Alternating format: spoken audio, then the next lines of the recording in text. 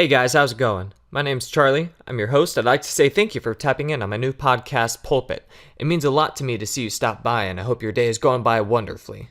Let me introduce myself. My full name is Charlie Rogers. I'm 19 years old, and I was born in Arizona. There's a lot of things I enjoy. In particular, I'm a huge martial arts nut. When I was living with my parents in high school, I took wrestling and taught myself kickboxing. Before COVID hit, I actually earned an orange belt in Shorin-ryu karate. Was I good?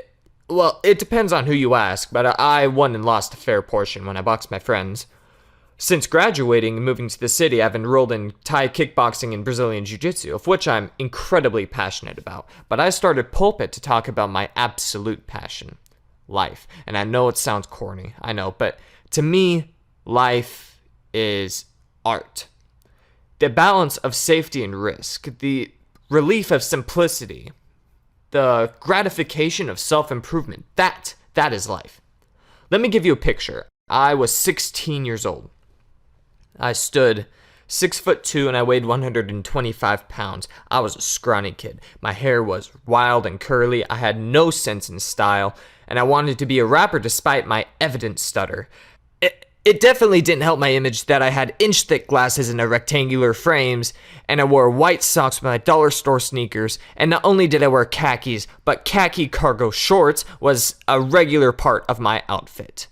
On top of blasting my fashion sense to hell, I was immersed in the competition of social media. Trying to be one step ahead of everyone I know, trying to impress followers who I've never even seen before in my life, and worst of all, I despised myself. I was almost constantly in a state of suppressed anger, and I projected my self-hate onto my siblings and parents, trying to cloud the fact that I looked down upon myself. And I cared so much about entertaining people who weren't worth my time of day. I made everyone else a priority above my own head. For all of that, I thought myself to be noble. In truth, I was miserable. It seemed that the only joy that would find me was when it was permitted by my peers. I was tolerated, and nothing more. After all, why should they like me? I didn't even like me. Then it occurred to me, what if I just stopped? What if I stopped overexerting myself? What if I stopped texting first?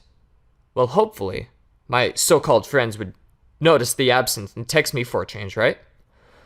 Well, now I give my time to the people who need and enjoy my company. What if I talked a little bit slower? What if I stopped forcing lukewarm jokes onto every sentence and just paced myself? I dropped the annoying habits and I became witty. I noticed that I stopped stuttering when I calmed down and gave myself space to think about what I was trying to say. The improvement impressed me. What if I made music just to see what it sounds like? So I ditched rap, and it turns out I kind of have a thing for rock. What if I lifted weights just to watch my progress? I gained 20 pounds of muscle. What if I just improved myself for myself, signed up for courses, read a book, just to see what I'd learn?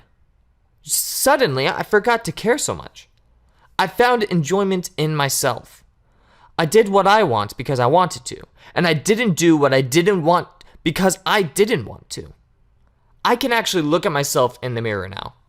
I said earlier that life is art, and art is not made for an audience. Art, true art, is for the artist alone. I like to find sweet tidbits in daily aspects, and I would like to share insightful enlightenment for internal contentment, and I hope that I can ask you intriguing questions and mention topics and information that inspire a hunger for more. I'd like to talk about the gift of life, how precious every minute is. Whether you believe that your roots tied to a god or you believe you simply won the cosmic lottery, you matter and your life matters as well. I plan to make episodes just long enough that you can listen to it during a morning cup of coffee or while you eat breakfast or on a drive from or to work, but just short enough that I don't take up so much of your time. And hopefully I'll get to hear suggestions and questions from you listeners, and maybe one day we'll have some guest speakers.